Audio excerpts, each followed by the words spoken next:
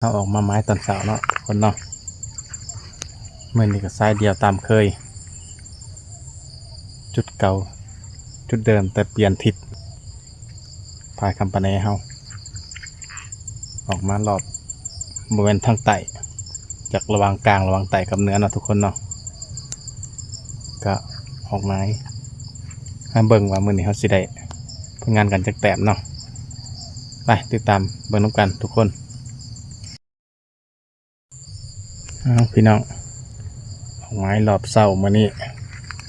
กับหมานตามเคยแต้มที่สองทุกคนแต้มที่หนึ่งเขาตุ่มแล้วบริถ่ายคลิป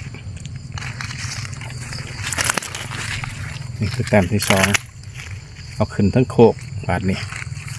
เอาขึ้นโคกบาดนี้ยันผลหลุดไปคือมือก่อนฮันเนาะมือก่อนกำลังเสียเอาเขาตุ่มโดดจุ้มลงน้ำเลยแต้มที่สองทุกคนเนาะติดตามน้องกันอีกสรุปแต้มในรอบเสาร์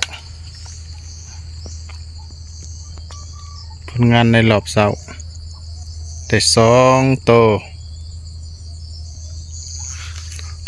ตกับประมาณอยู่โลปลายนี่แหละทุกคนถ้าจริงก็ได้3 โตแต่ว่าใส่ปอกเกลือตัวหนึ่งตุ่มพาง่ายบ่อยากดีปานใดผัดว่ากระดองออกจากตุ่ม